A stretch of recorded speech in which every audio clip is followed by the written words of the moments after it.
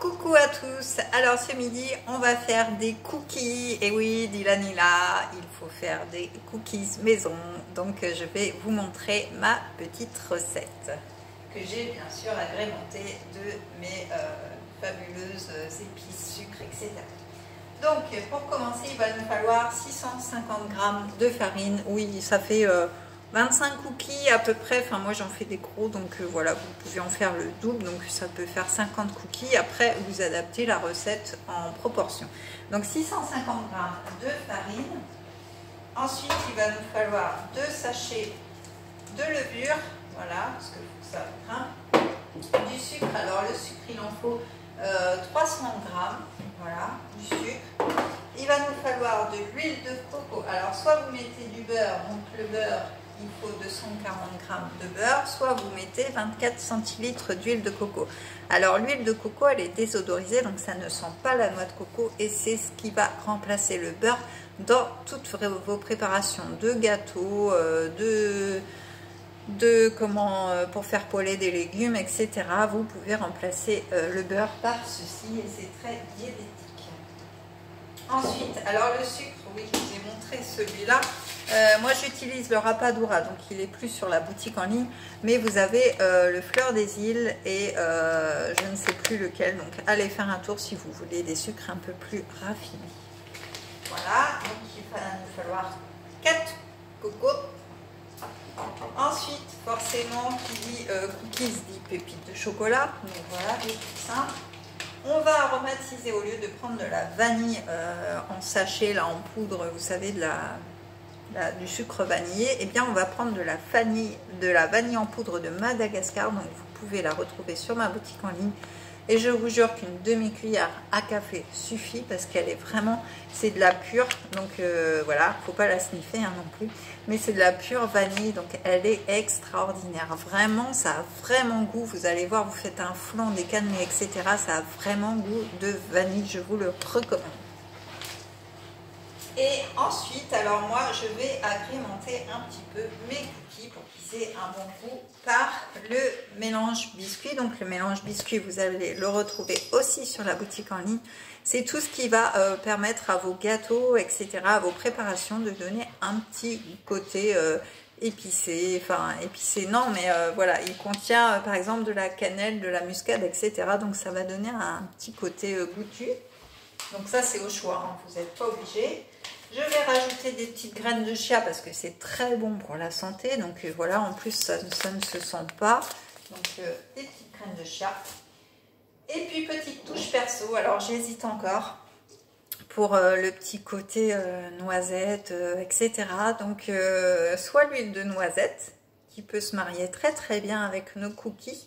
Ou soit, alors ça c'est une huile prestige, c'est une huile d'amande à la fève de tonka. Donc ça peut être très très sympa aussi. Donc je vous laisse le choix, voilà, ça peut être très très bon, ça peut agrémenter tous vos gâteaux, toutes vos salades, toutes vos préparations. Vraiment, là l'huile de noisette, vous faites une petite comment dire... pas une confiture mais une pâte à tartiner maison avec de l'huile de noisette, et bien ça va ressembler au Nutella et vos enfants seront contents parce que du coup c'est meilleur que le Nutella. Et ensuite, et bien ça vous pouvez aussi le mettre dans vos crèmes dessert, vos desserts, sur des Saint-Jacques. L'autre jour j'ai goûté, c'était excellent. Donc voilà. Alors pour en revenir à notre recette, donc on a les 650 g de farine, on va mélanger nos 2 sachets de levure.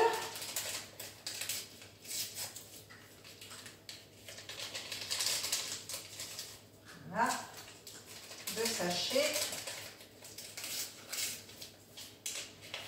Hop, nos 300 g de sucre.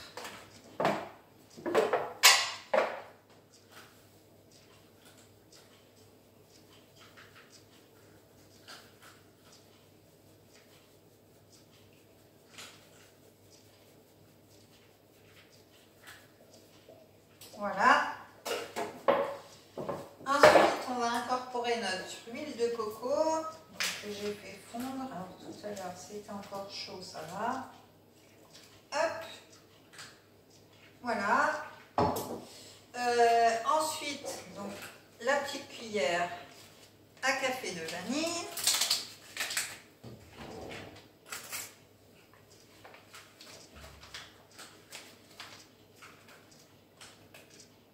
Voilà, vraiment, une demi-cuillère à café, ça suffit hein, largement. Voilà. Ensuite, on ne va pas oublier nos œufs, forcément. Tiens, je vais mettre les coquilles là. Non, je vais les mettre bien au compost. Ça va être beaucoup mieux. Hop. Donc, nos œufs. Ah oui, préchauffez votre four à 180. Je viens d'y penser parce qu'il vient de sonner. Après, voilà, vous pouvez le préchauffer maintenant, il n'y a pas de souci. Si vous avez un four très rapide, voilà. Mais il faudra les enfourner à four chaud, c'est beaucoup mieux. Donc on se lave les mains après avoir cassé les œufs, toujours. Voilà. Donc on va déjà mélanger ceci. Donc j'ai préparé mon robot, comme d'habitude, mon petit compagnon, dont je ne me passerai plus. Voilà. Il est un peu fort. Hein. Hop.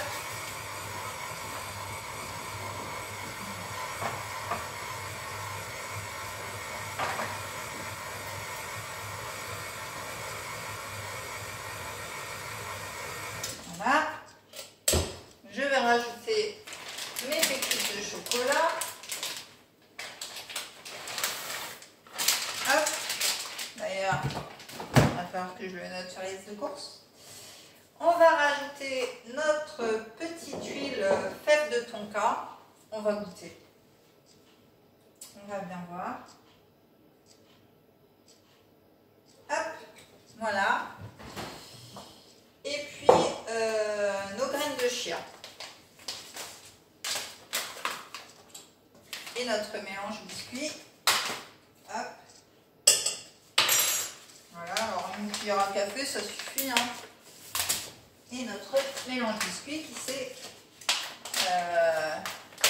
pas cassé la bouche, mais... Et voilà.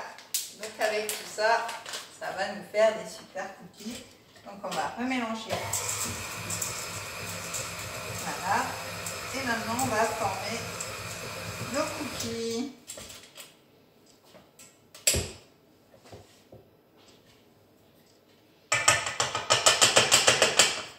Donc je vais prendre ma petite spatule magique. Hop.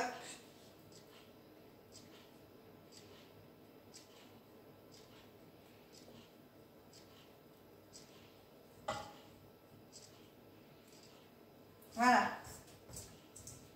Donc ça.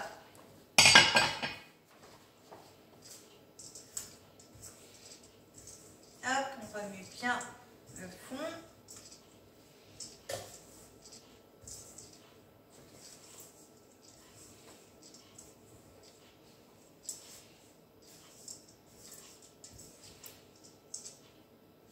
Et on va faire des tas pour former des cookies, tout simplement. Donc on va prendre notre plaque. Hop, on va mettre ici. Hop, et on va former nos cookies.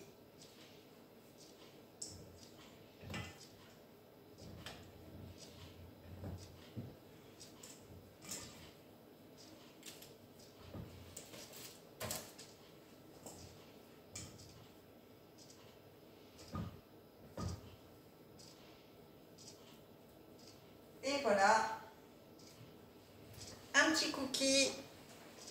Voilà, vous voyez, c'est pas compliqué. Donc vous formez tous vos cookies et vous passez 12 minutes à 180 degrés. Donc voilà, pour de bons cookies, voilà tout ce qu'il faut avoir sous la main.